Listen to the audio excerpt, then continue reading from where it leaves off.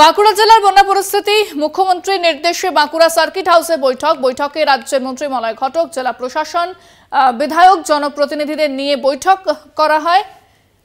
বন্যা পরিস্থিতি খতিয়ে দেখতে বৈঠক। মলয় ঘটক সহ প্রশাসনিক আধিকারিকরা এই বৈঠকে উপস্থিত। মুখ্যমন্ত্রীর নির্দেশে বৈঠক। জেলা প্রশাসন, বিধায়ক, জনপ্রতিনিধিদের নিয়ে বৈঠক। ফোনে রয়েছেন প্রতিনিধি স্বরূপ গঙ্গোপাধ্যায়। স্বরূপ, বৈঠক থেকে কি কি বিষয় উঠে আসে?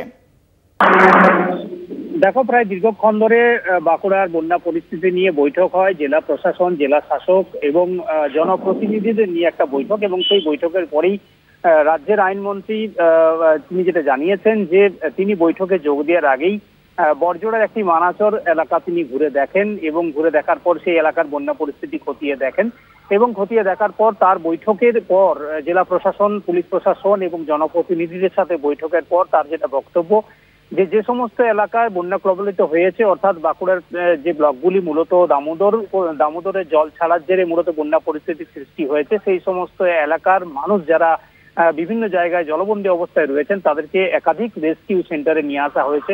হাজার হাজার মানুষ এই মুহূর্তে রেস্কিউ সেন্টারে আশ্রয় নিয়ে রয়েছেন, এবং তার যেটা মারাত্মক অভিযোগ, যেটা আইনমন্ত্রী মলয় ঘটক তার যেটা অভিযোগ যে বরাবরই ডিবিসি থেকে জল ছাড়া হয় রাজ্য সরকারকে না জানিয়ে, অর্থাৎ এবারেও যে জল ছাড়া হয়েছে, যে অত্যধিক পরিমাণ জল ছাড়া হয়েছে, তাতে কিন্তু রাজ্য সরকারকে বা জেলা প্রশাসনকে জানানো হয়নি যে কি পরিমাণ জল ছাড়া হচ্ছে বা জল কখন ছাড়া হবে।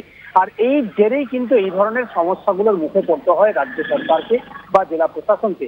এবং ইতিমধ্যেই জেলা প্রশাসনের সমস্ত আধিকারিকদের মূলত যে সমস্ত এলাকাতে বন্যা কবলিত হয়েছে বা বন্যার সৃষ্টি হয়েছে, সেই সমস্ত এলাকার সমস্ত প্রশাসন, জনপ্রতিনিধিদেরকে ফিল্ডে থাকার, মানুষের সহযোগিতা করা, মানুষের পাশে থাকা, এবং কোথাও মানুষ যদি আটকে থাকে তাদেরকে দ্রুত রেস্কিউ সেন্টারে নিয়ে আসে, তাদের সব ধরনের বিষয়গুলোর দিকে গুরুত্ব দেওয়ার নির্দেশ দেওয়া হয়েছে।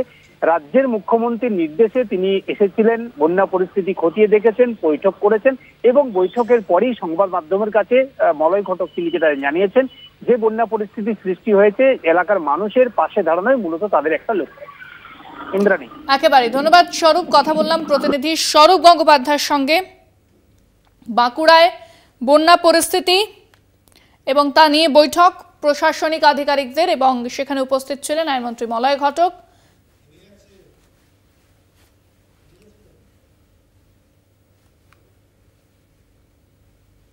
বৈঠকে রাজ্যের মন্ত্রী মলয় ঘটক উপস্থিত।